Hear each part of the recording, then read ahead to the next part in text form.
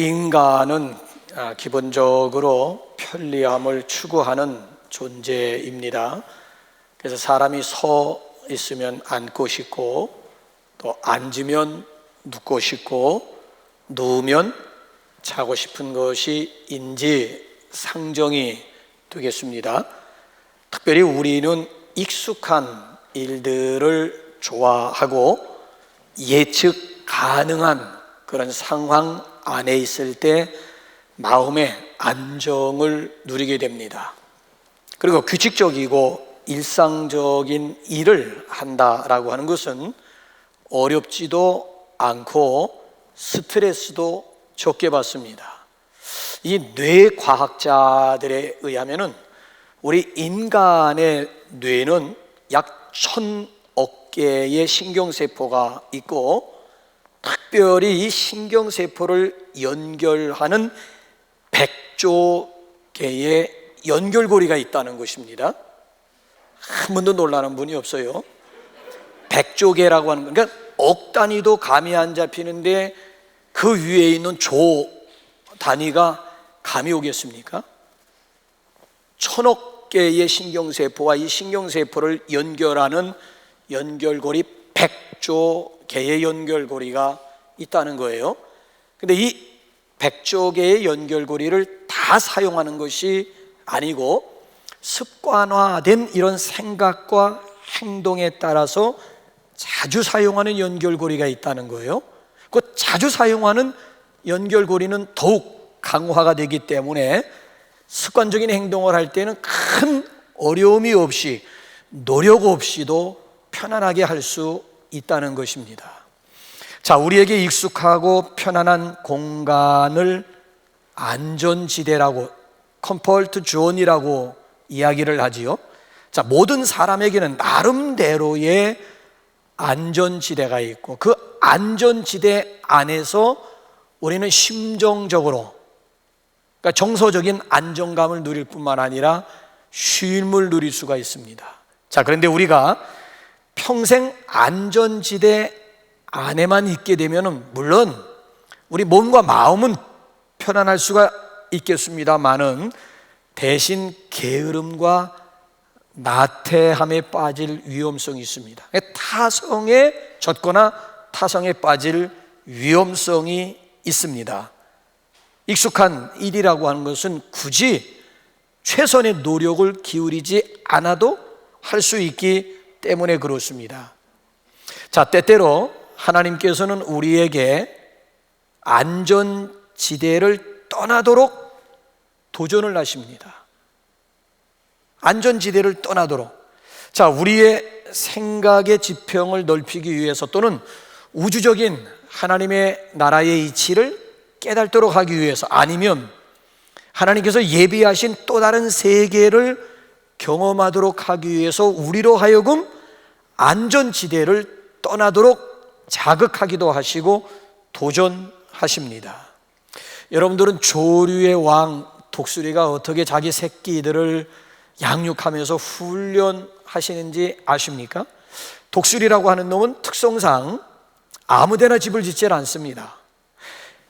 벼랑 끝이라든지 아니면 낭떠러지 같은 곳에다가 집을 짓는데, 아무 곳으로 집을 짓는 것이 아니라 가시가 있는 나뭇가지를 물어다가 얽히설키 둥지를 만든 다음에 그 속에다가 집을 물어다 깔고, 그리고 마지막에는 자기 가슴털, 보드라운 가슴털을 뽑아 가지고 아주 안락한 보금자리를 만들어요. 그리고 알을 까고 그 알을 품고 마침내 독수리 새끼들을 부화하게 됩니다. 그러면요, 독수리 새끼들이 아주 푹신한 침대에서 어미가 물어다 주는 먹이를 먹으면서 나날이 행복한 시간을 보냅니다. 그런데 일정한 시간이 지나게 되면은 이제 어미가 폭신한 그 털 있지 않습니까? 보드라운 털을 입으로 다 물어서 낭떠러지게 다 흩어버려요. 그러니까 안락한 폭신한 침대가 아주 불편한 침대가 되었지요. 자, 그 다음에는 집을 또 하나씩 집을 제거해요. 그럼 남는 것은 뭔가 하면은 가시가 돋친 나뭇가지만 남게 됩니다. 그 위에서 어미 새가 새끼들을 향해서 날개를 펄럭이게 되면은 새끼들이 움직이다 보게 되면 가시에 몸이 찔려가지고 피가 나와가지고 그 새끼들이 스스로 둥지 밖을 향해서 기어 나오도록 만든다는 거예요. 기어 나올 때쯤 되게 되면은 날개가 이제 생기게 되는데, 그러면 어미새가 그 새끼 독수리들을 날개에 다 얹고는 높은 창공에 올라가 가지고는 인정사정 볼 것도 없다 그대로 떨어뜨린다는 거예요.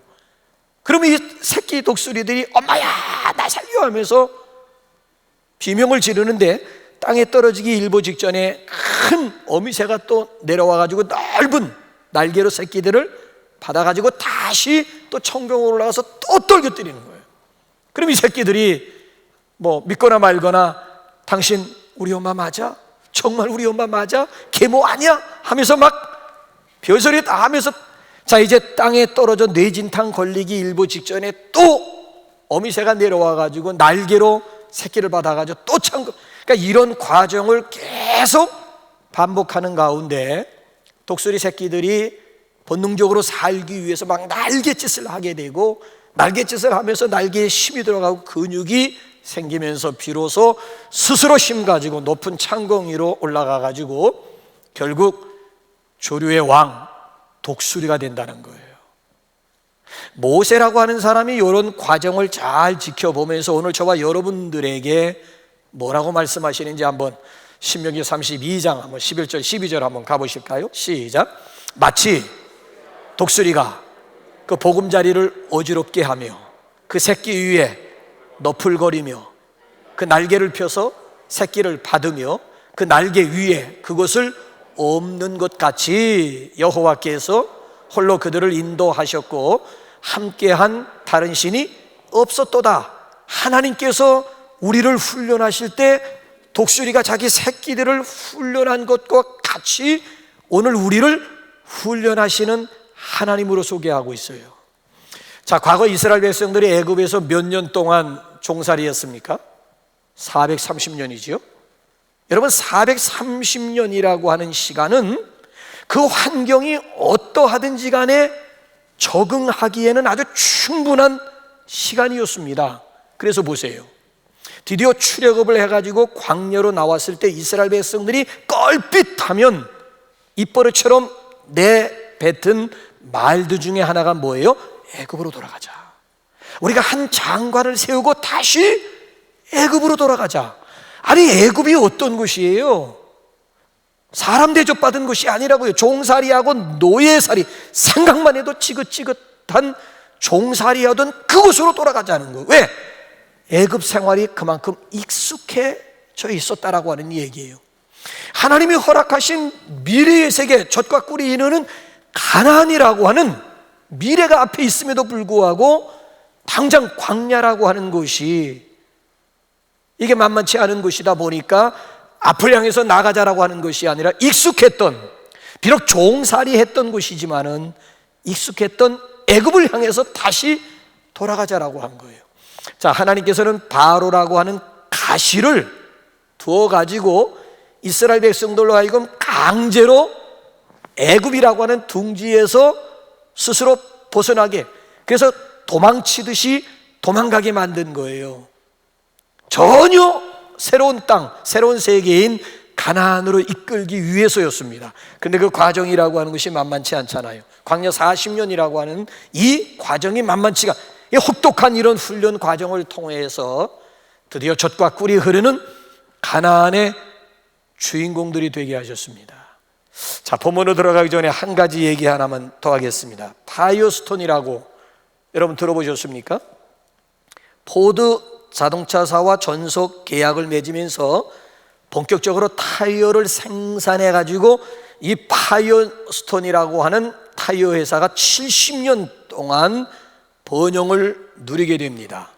자, 그러다가 미쉐린이 기존 타이어에 비해서 더 안전하고 더 강하고 아니면 경제적인 레디얼 타이어를 생산하게 되었습니다. 그러자 가장 확실한 고객이었던 이 포드 자동차사가 지금까지 70년 넘게 단골 고객이었던 파이어, 여기 지금 스톤으로부터 계약을 해지하게 되고 새로 레디얼 타이어 타이어와 전속 계약을 맺게 됩니다. 자, 그러면 파이어스톤이라고 하는 타이어 회사가 레디얼 타이어의 생산을 감도 잡지 못했을까요? 아니에요. 지금 유럽을 통해 가지고 미국 시장까지 완전 전송 시대가 시작이 되었기 때문에 파이어스톤도 알았다는 거예요. 그래가지고 레디얼 타이어를 이렇게 생산을 하게 되는데, 중요한 것은 뭔가 하면 생산 공정, 생산 라인을 전면적으로 개최한 것이 아니라 부분적으로 개최를 했다는 거예요. 왜 그런가 하면은 이미 기존 그 생산 과정이 너무 익숙했기 때문에 한꺼번에 생산 공정이라든지 생산 라인을 전면적으로 개최하기에는 현장 관리자들이 거부를 했다는 거예요. 그래서 부분적으로 생산 공정을 이렇게 변경을 시켰는데, 거기서 만들어진 제품들에게 하자가 생기기 시작했습니다. 그래서 파이어스톤에서 만든 레디얼 타이어가 터지는 바람에 41명의 목숨을 앗아가게 되었습니다. 그리고 14,000여 건의 클레임이 접수가 되었습니다. 그래서 보세요. 피해자들의 보상이라든지 아니면 불량품 리콜 등으로 인해 가지고 결국 이 파이어스톤이라고 하는 타이어 회사가 견디다 못해 가지고 일본의 브리지스톤에게 결국은 넘어가고 말았다는 거예요. 그러니까 이게 뭘 말해주고 있습니까? 타성이 결국 망하게 한다는 거예요. 변화하지 않고 안주하려고 하는 마음이 결국에는 뒤처지게 만들었다는 거예요. 자, 여러분들을 뒤처지게 만드는 익숙한 것들은 무엇이라고 생각하십니까? 어떤 익숙한 것들이 여러분들의 발목을 잡고 여러분에게 장애물이 되고 있습니까? 자, 오늘날 교회와 그리스도인들이 더 이상 성장하지 못하고 성숙하지 못하는 이유는 익숙한 것들을 버리지 못하기 때문에 그렇습니다. 소위 말하면 낡은 전통에 매여 있다라고 하는 거예요. 여기 뒤에 글씨가 있습니다만은 새 술은 새 부대에 넣어야 함에도 불구하고 새 술을 낡은 가죽 부대에 넣으려고 하다 보니까 둘 다 못 쓰게 되었다라고 하는 이야기예요. 자, 주님을 따르는데 방해가 되는 것들이 있어요. 당연히 버려야 될 것들이 있음에도 불구하고 과감하게 버리지 못하기 때문에 제자리에서 맴도는 신앙이 될 수밖에 없다는 거예요. 자, 우리가 함께 읽은 이 본문 말씀을 보게 되면은 안전지대로부터 떠나는 첫 번째 케이스가 되겠습니다. 그래서 오늘 여기 본문 말씀을 자세하게 보게 되면 중요한 두 가지 동사를 발견하게 되지요. 자, 1절에 보게 되면 중요한 동사 두 가지가 나와요. 그것이 뭐예요? 떠남, leave라고 하는 동사가 있고, 그 다음에 가라, go라고 하는 동사가 나와요. 떠나 가라고 하시는 명령이에요. 무엇으로부터 떠나라고 하는 것입니까? 자, 1절 이제 한번 다시 한번 우리 한번 1절 한번 볼까? 시작. 여호와께서 아브라함에게 이르시되 너는 너의 고향과 친척과 아버지의 집을 떠나 내가 네게 보여줄 땅으로 가라. 자, 무엇으로부터 떠나가라고 하는 명령입니까? 첫째가 너의 고향, your country. 두 번째가 너의 친척, your people. 나와 관계된 사람들. 세 번째가 뭐예요? 너의 아버지 집, your father's household, 아니면 홈을 떠나가라고 하는 명령이에요. 자, 이 명령을 하나님이 아브라함에게 주셨다고 생각하지 마시고 이 시간 저와 여러분들에게 하나님께서 이 명령을 주셨다고 한번 생각해 보시기 바랍니다. 이 말이나 되는 명령입니까, 이게? 아니, 여러분 한번 생각해 보세요. 사람이 잊고 살 수 없는 것, 아니면 버릴 수 없는 것, 아니면 죽을 때까지 끊을 수 없는 것이 있다고요. 그것이 뭐예요? 바로 정든 땅, 고향입니다. 자기 조국이에요. 더군다나 피로 맺어지고 정으로 얽혀 있는 부모 형제가 있고 친척이 있지 않습니까? 그래서 가족, 친척, 친구 아니면 동창 등을 자기 사람이라고 하는 거예요. 자기 사람. 더군다나 우리에겐 가문, 가풍, 전통, 유산, 풍습, 쓰던 물건, 아니면 어릴 적부터 먹었던 음식 등은 이건 조상 아니면 부모로부터 물려받은 것들이라고요. 숱한 세월을 통해서 익숙해져 있고 정든 것들이라고. 이걸 어떻게 한순간에 떨쳐버릴 수가 있다는 것입니까? 근데 오늘 여기 본문 말씀을 보게 되면 하나님은 아브라함에게 이 모든 것들을 떠나라는 거예요. 내가 지금 익히 알고 있는 것, 내가 할 수 있는 것, 내가 갈 수 있는 곳으로부터 떠나라고 하는 하나님의 명령이에요. 사실 하나님이 선택한 사람에게 처음 요구하는 것이 뭔가 하면 그게 분리요, 그게 나눔이요, 그게 구별이었다라고 하는 이야기예요. 자, 지금까지 정들었던 것으로부터 아니면 익숙했던 것으로부터 분리가 되고 나누고 구별하라고 하는 것, 이걸 하나님께서 지금 기대하시고 있는 거예요. 그래서 하나님을 믿는 백성들을 성도라고 합니다. 이 성도라고 하는 뜻은 하기오스라고 하는 것인데, 그 원어적인 뜻을 보게 되면은 구별된 사람이라, 이 성도 하기오스의 뜻이라고 하는 것은 구별된 사람이라고 하는 거예요. 그렇기 때문에 성도들은 죄된 상황에서, 죄된 일에서, 아니면 죄된 관계에서 구별되어져야 되고 분리되어져야 된다라고 하는 것이, 왜? 그것이 바로 우리를 부르신 하나님의 기대요, 하나님의 뜻이기 때문에. 내가 거룩하니 너희도 거룩하라. 내가 구별되었듯이 너희도 구별될지어다. 그래서 우리는 시간도 우리가 구분해야 되고 분리해야 됩니다. 그래서 주일을 주일이라고 하지 않고 뭐라고 얘기를 해요? 구별된 의미에서 성일이라고 얘기를 합니다. 그러니까 우리가 드리는 물질이라든지 물건조차도 구별되고 분리되기를 원합니다. 그래서 성물 또는 헌금을 헌금이라고 표현하지 않고 뭐라고 그래요? 예물이라고 표현을 하잖아요. 또 심지어 성도들이 모여서 예배드리는 이곳을 뭐라고 얘기를 합니까? 성전이라고 다 성자가 붙은 거예요. 구별되기를 원해가지고 성도, 성일, 성물, 성전, 그러니까 하나님의 것을 하나님의 것으로 구별하기를 하나님께서 기대하고 계신다라고 하는 얘기예요. 자, 오늘은 우리가 예수님 때문에, 아니면 천국 백성이 되었기 때문에, 하나님의 자녀가 되었기 때문에 떠난 것, 버린 것, 포기한 것이 무엇이 있을까요? 그래서 오늘 아침엔 특별히 우리가 한번 이 떠나라고 하는 이 말씀에 우리 각자가 좀 예민하게 좀 반응하는 시간이 되시기 바랍니다. 여러분들은 예수를 믿어 버린 것이 뭐예요? 예수 믿어 포기한 것 있습니까? 내가 예수를 믿음으로 인해서 내려놓았던 것, 아니면 예수를 믿으면서 포기한 것 있습니까? 자, 그래서 어쨌든 여기 보면 내 본토와 친척과 아비 집을 떠나라고 하는 명령이고, 자, 어디로 떠나라고 하셨을까요? 자, 이제 한번 1절 하반절 말씀 우리 한번 가보실까요? 시작. 내가 네게 보여줄 땅으로 가라. 자, 이미 보여준 땅이 아니고 이제 보여줄 땅, 완료 시제가 아니고 미래 시제를 사용했습니다. 그러니까 히브리서 기자가 아브라함을 생각할 때에 이 점에 있어서 아주 크게 부각을 시켜요. 이 점이 정말 아브라함에게 있어서는 이 점이 훌륭하다는 거예요.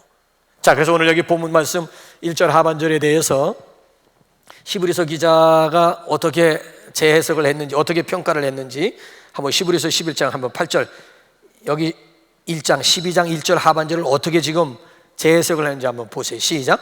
믿음으로 아브라함은 부르심을 받았을 때에 순종하여 장래의 유업으로 받을 땅에 나갈새 갈 바를 알지 못하고 나갔으며, 떠나라는 하나님의 명령에 대해서 갈 바를 몰라, 어디로 가야 될지를 몰랐다는 거야. 그럼에도 아브라함이 하나님을 향해서 묻지도 않았다는 거예요. 하나님 어디로 떠날까요? 동쪽으로 갈까요? 서쪽? 묻지 않았다는 거예요. 본토 친척 아비 집을 떠나라, 예썰.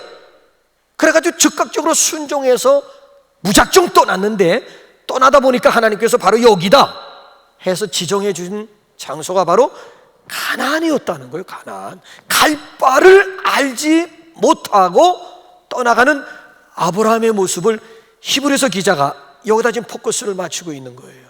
더군다나 아브라함이 자기 고향, 자기 친척, 자기 아비 집을 떠날 때에 나이가 몇 살이었다고요? 4절에 보면 몇 살에 고향, 친척, 아비 집을 떠났다고요? 75세예요. 절대 안정을 추구할 나이였다라고, 그럼에도 주저함이 없이 떠났다라고 하는 것이에요. 여러분, 이런 차원에서 믿음이라고 하는 것은 모험이라고도 할 수 있습니다. 모험도 이런 모험이 어디 있어요? 여기에 바로 믿음과 과학의 차이가 있는 것 아닐까요? 과학이라고 하는 것은 99.99%가 확실해야 움직이는 거예요. 99.9%가 확실할 때 움직이는 것이 과학이라면은, 여러분, 믿음의 세계는 불확실한 거예요. 손에 잡히는 거 없어요. 눈에 보이는 것도 없어요. 그럼에도 이것이 하나님의 뜻이다 싶으면 땡끝처럼 밀어붙이는 거예요. 그래서 어떤 분이 믿음이라고 하는 것은 거룩한 도박이다라고 하는 그런 표현을 했어요. 아니, 예수님께서 신약 성경에서 칭찬하시는 사람들의 공통점이 뭐던가요? 내 믿음이 크도다, 내 믿음대로 될지어다. 자, 보세요. 당장 눈에 보이는 것도, 손에 잡히는 것도 없어요. 그럼에도 믿음으로 액션을 취해 결국 그 믿음의 열매들로 인해 가지고 주님께서 내 믿음이 메가톤급이다, 크도다 하면서 내 믿음대로 될지어다 라면서 우리 주님께서 또 칭찬하시면서 축복해 주시지 않았습니까? 그러니까 하나님께서는 저와 여러분들에게 믿음 있는 액션, 결단을 요구하신다. 내 믿음 좀 보여달라는 거예요. 행동하는 믿음, 행동하는 신앙 말입니다. 여러분들은 지금까지 신앙생활 하시면서 주를 위해서 모험해 보셨습니까? 어떤 모험들을 해보셨습니까? 내가 지금까지 믿음 생활하면서 내가 주를 위해서 어떤 모험을 시도해 보셨는지요? 우리 좌우에 앉으신 분들하고 인사 한번 할까요? 믿음은 거룩한 모험입니다. 우리 옆에 있는 분하고 한번 인사 한번 나눌까요? 자, 그런가 하면은 보십시오. 이제는 떠남에 따른 하나님의 약속이 뭘까요? 자, 우리 한번 2절 한번 읽어볼까요? 떠남으로 인한 하나님의 약속이 있습니다. 시작. 내가 너로 큰 민족을 이루고 내게 복을 주어 내 이름을 창대하게 하리니 너는 복이 될지라. 세 가지 약속이 있지요. 맨 위에 내가 너로 큰 민족을 이루게 하겠다. 공동체의 축복이에요. 자, 이 약속은 족장시대를 거쳐서 출애굽 사건과 가나안의 정착으로 인해서 성취가 되었습니다. 그래서 아브라함으로 말미암아 이스라엘 민족이 생겨나게 된 거예요. 이건 가정과 가문의 축복을 넘어 민족적인 축복으로 자리 잡게 된 거예요. 공동체의 축복이에요. 더군다나 여러분, 결국에는 아브라함의 후손인 예수님으로 말미암아 오늘 저와 여러분들이 영적인 이스라엘이 되는 그런 축복을 받지 않았습니까? 우리도 아브라함의 후손이 된 거예요. 자, 그런가 하면 두 번째는 뭔가 하면은 이름을 창대하게 하리라. 이것은 공동체의 축복이 아니라 명예에 대한 축복입니다. 자, 여기 보면은 내 이름을 창대하게 하리니, 이 구절에 대해서 다른 번역 성경들을 보니까 이구동성으로 뭐라고 표현을 했는가 하면은 내 이름을 크게 떨치게 하리라로 번역을 해. 내 이름을 창대하게 하리니 내 이름을 크게 떨치게 하리라. 자, 하나님께서 아브라함의 이름을 크게 떨치게 하기 위해서 아예 그의 이름을 계명시켜 주었어요. 자, 뭐에서 뭐로 계명시켜 주었을까요? 창세기 17장 한번 5절 확인 한번 해보실까요? 시작. 이제후로는 내 이름을 아브람이라 하지 아니하고 아브라함이라고 하리니 이는 내가 너를 여러 민족의 아버지가 되게 함이니라. 아브람에서 아브라함, 그 아브라함의 뜻이 뭐예요? 여러 민족의 아버지, 열국의 아비, 열국의 아버지가 되게 해주셨습니다. 그래서 신구약 성경을 읽어보게 되면은 아브라함이라고 하는 이름이 289번씩이나 나와요. 신구약에 아브라함 이름이 289번. 그러니까 하나님께서 그의 이름을 떨치게 만들어 주신 거예요. 더군다나 신구약 성경에 보게 되면은 아브라함의 별명이 몇 가지가 있는데 그 중에 대표적인 거 제가 말씀드릴까요? 창세기 23장에 보면은 아브라함을 하나님의 방백, 하나님의 지도자라고 명명했고요. 그 다음에 시편 105편으로 와보게 되면 하나님의 종, 특별히 사랑받는 하나님의 종이라고 표현을 했고요. 신약으로 넘어오게 되면 더 기가 막힌 별명이 있습니다. 자, 우리 한번 야고보서 2장 한번 23절 한번 확인 한번 해보실까요? 시작. 이에 성경에 이른 바 아브라함이 하나님을 믿으니 이것을 의로 여기셨다는 말씀이 이루어졌고 그는 하나님의 벗이라 칭함을 받았나니.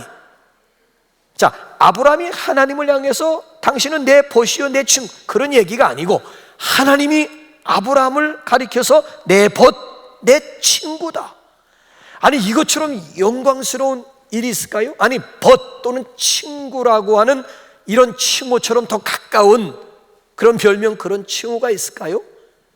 하나님이 오늘 전 세계 만민들에게 아브라함을 소개하시면서 내 벗, 내 친구라고 소개를 해요. 더 기가 막힌 여러분 사실이 뭔 줄 아십니까? 아브라함은 천국의 대명사로 통해요. 자, 예수님께서 들려주신 비유 가운데 부자와 나사로의 비유가 있잖아요. 자, 부자는 죽어서 어디 갔다고 그랬어요? 음부에 갔다고 그랬어요. 나사로는 죽어 어디 갔다고 그랬습니까?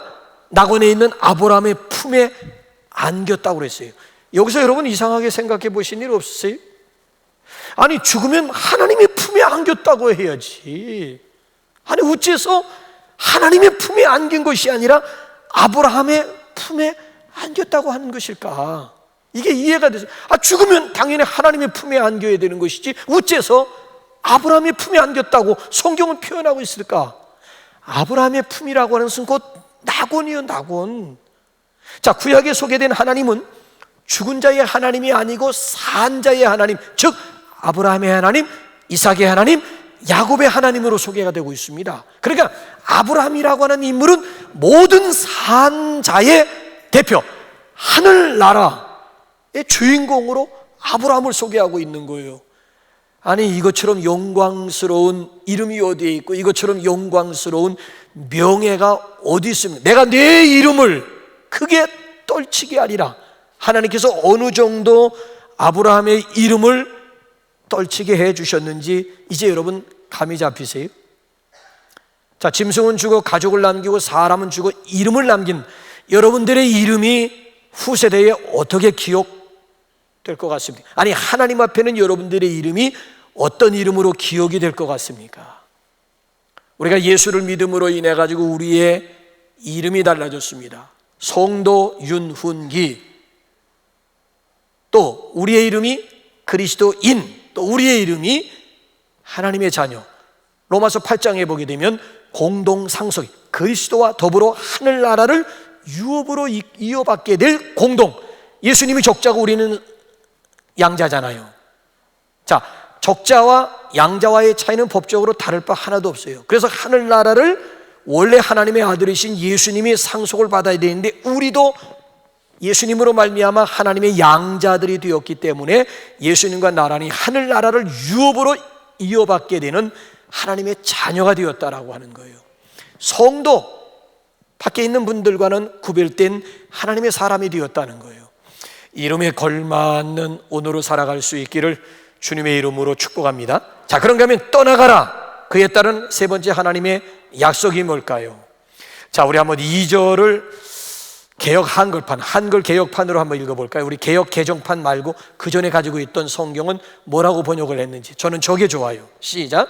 내가 너로 큰 민족을 이루고 내게 복을 주어 내 이름을 창대하게 하리니. 세 번째, 너는 복의 근원이 될지라. 자, 너는 복의, 세 번째 축복은 너는 복의 근원이 될지라. 저 복의 근원이 될지라를 현대인의 성경과 현대 성경에서는 각각 어떻게 번역을 했는지 한번 볼까요? 시작. 너는 다른 사람에게 복을 끼치는 자가 될 것이다. 현대 성경에서는 시작. 너는 모든 사람에게 복을 전해주는 사람이 될 것이다. 자, 저 2절을 3절, 본문 말씀 3절에서는 또다시 어떻게 해석을 해주고 있는지, 설명해주고 있는지. 시작. 땅의 모든 족속이 너로 말미암아 복을 얻을 것이야. 듣기만 해도 기분 좋으시지요? 나로 인해서 많은 사람들이 복을 받겠다는 거예요. 이걸 축복의 통로, 축복의 유통업자라고 얘기해요. 그러니까 여러분 보세요. 나 때문에 다른 사람들이 복을 받겠다는 거야. 그러니까 내가 영향 받는다는 얘기가 아니라 다른 사람들에게 거룩한 영향을 끼치는 그런 사람이 될 것이라고 하는 분명한 약속이에요. 약속. 여러분 기가 막히잖아요. 양복에 소매 단추 모양 있으나마한 그런 사람들이 아니에요. 마치 약방의 감초 모양 꼭 필요한 사람 되게 하시겠다는 약속이에요. 바라기는 저와 여러분 모두가 누구에게나 어느 곳에서나 복덩어리들이 되시기를 주님의 이름으로 축원합니다. 어머니들이 생명을 잉태해가지고 몇 개월 동안 몸에 품게 되지요? 9개월 좀 넘게지요. 자, 이제 9개월 좀 넘으면은 자, 내 몸에서 그 아이를 떠나 보내야 됩니다.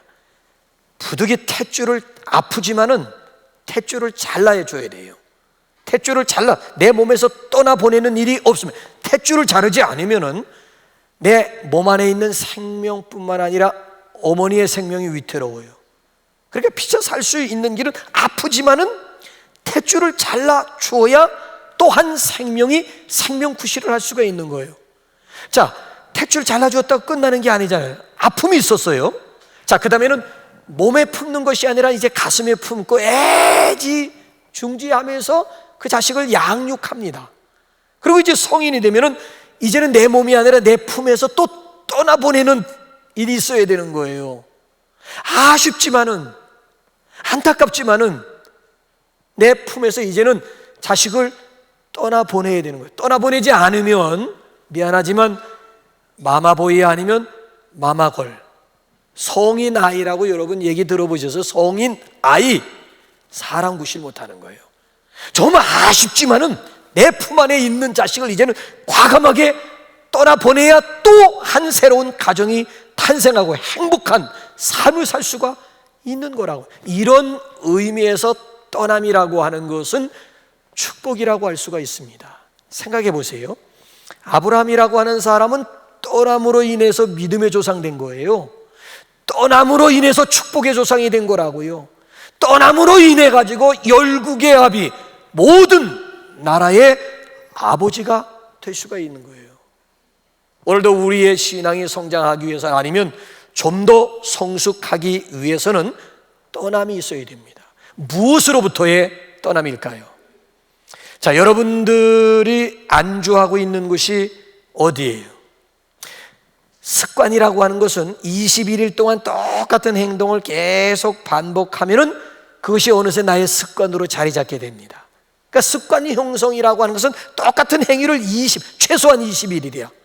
3주, 21일 동안 똑같은 행동을 계속 반복하다 보게 되면은 어느새 그것이 나의 새로운 습관으로 자리 잡게 된다라고 하는 얘기예요. 자, 이런 의미에서 여러분 한번 생각해 보세요.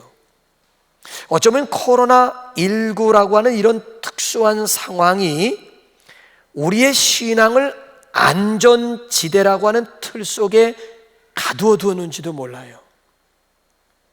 그러니까 1년이라고 하는 시간은 우리로 하여금 안주의식에 젖어들게 만들기에는 충분한 시간이라고 하는 얘기예요. 마치 이스라엘 백성들이 애굽에서 종살이 하면서 지긋지긋하게 430년을 지냈는데 그것이 이제는 익숙해진 거예요. 우리가 볼 때에는 불편해 보이지만 당사자들에겐 너무, 왜? 430년이라고 하는 시간이 있잖아요. 그러니까 새로운 미지의 세계, 젖과 꿀이 흐르는 가난도 싫다는 거야. 우리가 익숙했던 것으로 돌아가고 싶다는 거예요. 1년이라고 하는 시간, 여러분 새로운 습관이 형성되는데 3주, 최소한 3주면 새로운 습관이 만들어진다니까요.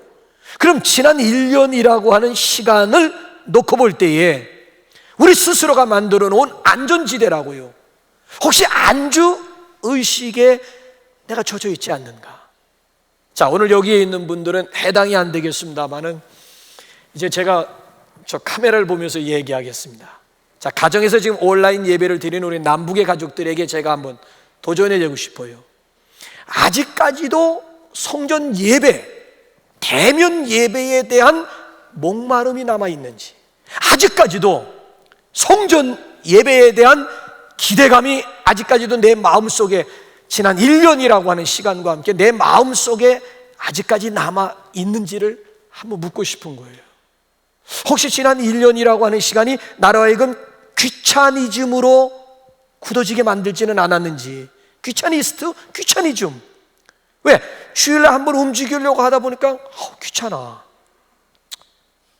지금 코로나19라고 하는 특수 상황인데, 코로나19라고 하는 것이 자신의 모든 행동을 합리화하고 있는 그런 구실이 되고 있지는 않는지, 주일날 모처럼 성전 예배 가려고 하다 보니까 너무 귀찮은 거, 그래서 또 주저앉아가지고 그냥 화면 보면서 하나님 앞에 예배를 드리고 있지는 않는지를 한번 묻고 싶은 거예요. 이제쯤에는 한번 우리가 새로운 모험을 감행, 아니 본토와 친척과 아비집을 떠난다라고 하는 것처럼, 이것처럼 모험이 어디 있고 이것처럼 도박이 어디에 있습니까? 내가 스스로 만들어 놓은 안전지대, 컴포트 존으로부터 내가 한번 떠나보겠다라고 하는 이런 모험, 이런 결단이 우리에게도 필요하다라고 하는 얘기예요. 그대로 있으면은 여기가 좋사오니, 그대로 굳어지게 되면 결국 성전과 나와는 결국에는 뭐예요? 무교회주의자로 흐를 수밖에 없는 이런 환경이 바로 오늘 우리가 살고 있는 현실이라고 하는 얘기예요. 자, 그래서 여러분 기억하시기 바랍니다. 변화되기 위해서는, 아니면 성장하기 위해서는 이제 익숙한 것들로부터 결별, 안주의식으로부터 떠나고자 하는 이런 결단이 우리에게 필요하다라고 하는 얘기예요. 그렇기 때문에 잘못된 습관에 도전하십시오. 잘못된 전통에 도전하십시오. 잘못된 생활 방식에 도전하십시오. 잘못된 삶의 자세에 도전하십시오. 안전지대로부터 이제는 뭔가 좀 모험하고자 하는 결단이 우리에게 필요하다고 하는 말씀입니다. 하나님의 든든한 날개로 여러분의 든든한 피난처 삼을 수 있기를 주님의 이름으로 축원합니다. 그래서 오늘도 하나님의 부르심에 아브라함이 믿음으로 순종하고 믿음으로 응답했듯이, 오늘 저와 여러분 모두가 각자가 떠나라고 하는 이 한 가지 동사, 떠나가라 라고 하는 이 동사에 예민하게 좀 반응할 수 있는 그런 응답자들이 되시기를 주님의 이름으로 축원합니다. 우리